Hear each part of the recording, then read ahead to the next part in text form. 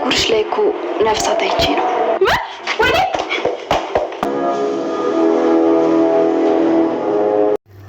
ኤፍራታን በማስገደድ ያፌት ሚስቱን ሊያደርጋት ችሏል። እንግዲህ ቢንያምና ናታን ያቀዱት እቅድ ባለመሳካቱ ሁለቱም ተስፋ ቆርጠዋል። እንግዲህ በጉጉት ስንጠብቀው የነበረው የጽዮንን ማስታወስ ነበረ። ጽዮን ብታስታውስ ከኤፍራታ ጎን ሆና ኤፍራታን ታግዛታለች እያልን እያሰብን በነበረበት ሰዓት ጽዮን ልታስታውስ አልቻለችም።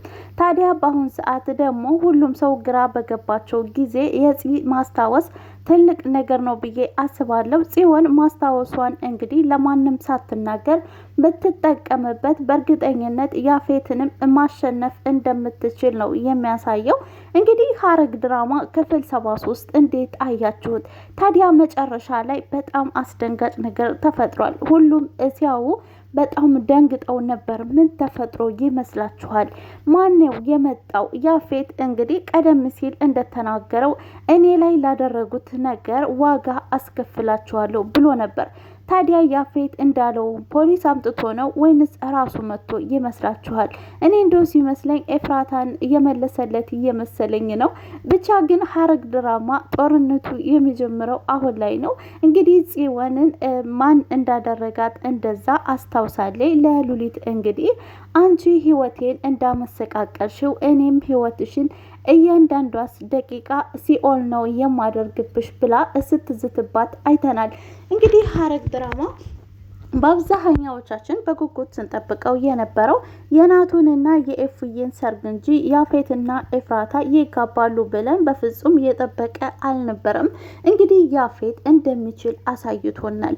የፈለገውን ነገር ማድረግም ማምጣትም ማንሳትም እንደሚችል ናታን ብቻ አይደለም እኛም አረጋግጠናል። እናም እንግዲህ ያፌት በብሩና በጉልበቱ ስለሚመካ ሁሌም አሸናፊ እንደሆነ ነው የሚያስበው።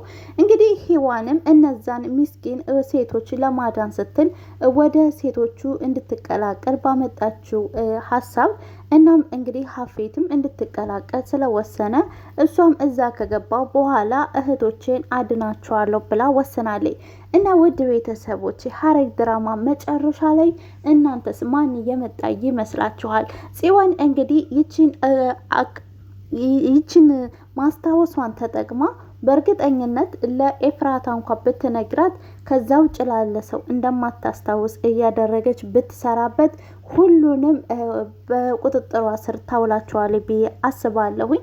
ለማንኛውም ለቤቴ አዲስ የሆናችሁ ሰብስክራይብ፣ ነባሮች ደግሞ ላይክ ማድረጋችሁን እንዳትረሱ። ሐረግ ድራማ እንግዲህ ከቀን ወደ ቀን ልብ አንጠልጣይና አጓጊ የሆነ ድራማ ነው እና መጨረሻው ምን ይመስላችኋል? በእርግጠኝነት መጨረሻ የሚሆነው መቼም ያፌትና ማነው ናታንና ኤፍዬ የሚጋቡ ይመስለኛል። ምክንያቱም ኤፍራታ በአሁን ሰዓት ናታን ጋር እንግዲህ ባለፈው አብረው ስላደሩ እርጉዝ ትመስለኛለች። ይህንንም እንግዲህ ያፌት ከሰማ በእርግጠኝነት ልጇን እንዳይገልባት እሰጋለሁ። ኤፍዬና ናቱ መቼም አይለያዩም። እንግዲህ አስገድዷት አስፈራርቷት ለባሏን ለማዳን ስትል ናታን እንዳይታሰርባት ስትል ዋጋ እየከፈለች ነው ያለችው ኤፍራታ። ታዲያ ግን ማንም ሰው ሊረዳት አልቻለም። በዚህን ሰዓት ለምን እንደዚህ ሆነ ብሎ ሊረዳት አልቻለም። ቤዛ ግን የሆነ ነገር እንደተደቀነባት ደግማ ደጋግማ እያሰበች ነበር። እህቴ ካላንድ ነገር እንደዚህ እጅ አትሰጥም ብላለች። እና ውድ ቤተሰቦቼ ለማንኛውም እናንተስ እንዴት አያችሁት ሐረግ ድራማን? ሰብስክራይብ ላይክ ማድረጋችሁን እንዳትረሱ፣ አበረታቱ።